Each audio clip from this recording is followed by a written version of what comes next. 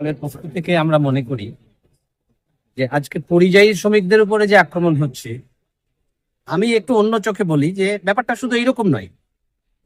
জাতি ধর্ম বেছে বেছে যারা উগ্র হিন্দুত্ববাদীর রাজনীতি নিয়ে দেশে ভোট বৈতরণী পার হতে চায়, RSS এর সাহায্য নিয়ে, বজরং গোষ্ঠীর সাহায্য নিয়ে, বিজেপি যে ঘৃণ্য রাজনীতি করছে, সাম্প্রদায়িকতার রাজনীতি, তারই এটা একটা পদক্ষেপ, খুবই সুপরিকল্পিত ব্যাপার।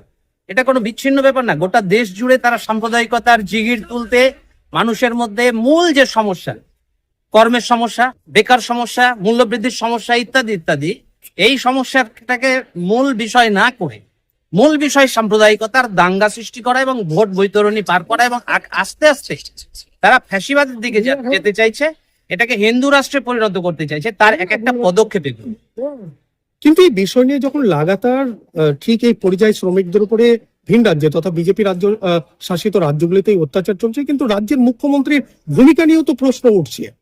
দেখুন, মুখ্যমন্ত্রী যিনি আছেন আমাদের রাজ্যে, পশ্চিমবঙ্গে, তিনিও ভোট বৈতরণী পার হতে চান।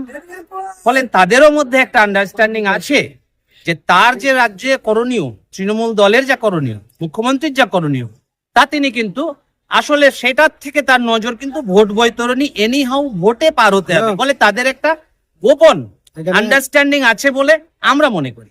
তা না হলে তার যদি সত্যি সত্যি যদি পরিযায়ী শ্রমিকদের জন্য তিনি আজকে ভাতা প্রদানের কথা বলছেন, তাদের আই কার্ডের কথা বলছেন, কিন্তু তাদের নিরাপত্তা নিয়ে তিনি কার্যকর কি পদক্ষেপ নিয়েছেন? আমাদের দেশে হাইকোর্ট আছে, সুপ্রিম কোর্ট আছে, এবং তৃণমূল দল আজকে সর্বভারতীয় ক্ষেত্রে রাজনীতি করছে, কিন্তু তারা কি সেই পদক্ষেপ নিচ্ছে? যদি সত্যি সত্যি তারা এই পদক্ষেপ নিতে চায়, তাহলে অনেকটাই বাংলার পরিযায়ী শ্রমিক সুরক্ষিত হতে পারে। কিন্তু সেটা আজকে বিঘ্নিত হচ্ছে, সেটা তারা চাই বলে আমরা মনে করি।